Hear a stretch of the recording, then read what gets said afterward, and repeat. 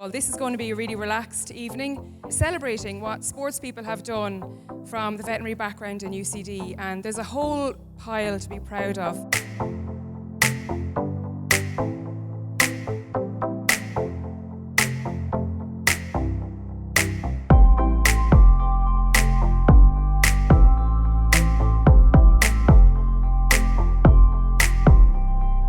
I think it's a lovely thing to acknowledge your own. And, you know, sometimes we forget to put our own people on a pedestal. Fair play, Michael, and your team and everybody here. I do think it's lovely. My father never wanted me to train racehorses, very wisely. And the only deal I had with him was that if I became a vet, he'd let me train racehorses. And that's how it started. So he kind of bribed you, basically? More or less. And no, I don't regret it. I think it's been a huge help to my career. You work hard to be a vet and you get that work ethos and you carry it through your life, I think. Brian, were you aware, or are you aware, that, you know, when you played football for so long and with such success, All-Irelands, All-Stars, Ulster titles, the whole lot, that you were a role model? No, you don't probably realise at the time you're living in a bubble. My life probably revolved around football and everything else took second place, so it was football first and then probably veterinary second.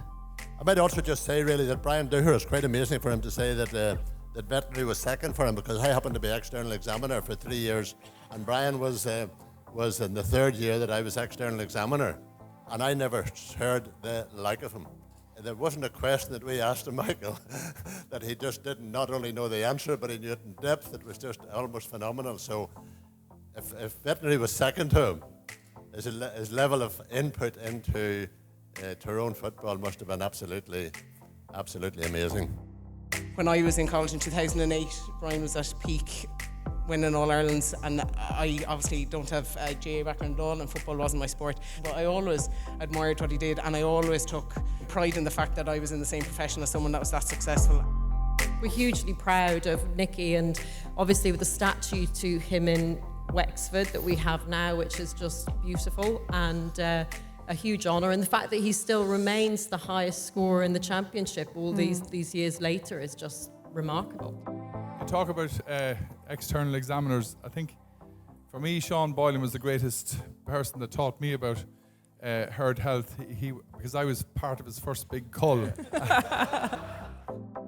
I tried track cycling for the first time in New Zealand, and I fell in love with the sport, and I just set my sights then on competing in the World Masters. A year later, I had a great plan, and unfortunately there was a bump along the road, which was me getting pregnant. So after a brief moment, I decided I was going to look into my veterinary knowledge and do a bit of research and come up with a plan to train all the way through pregnancy, which I did. And unfortunately then there was another bit of a bump because I had to have an emergency section, so that wasn't part of the plan.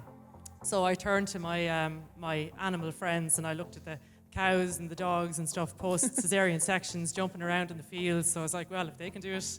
I went hell for leather and trained hard right to the Masters 4 months later, and then I won the individual pursuit, and I was absolutely delighted. It was like the best feeling I've ever had, just standing on the podium and hearing the Irish national anthem.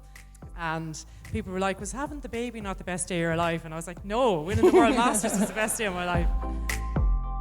The confidence that one gets with your veterinary degree, the hard work that you've put in to be a vet, it stands you in great stead, and it definitely gives you the encouragement. Really, really proud that I became a vet. I think it's something we should all be very proud of.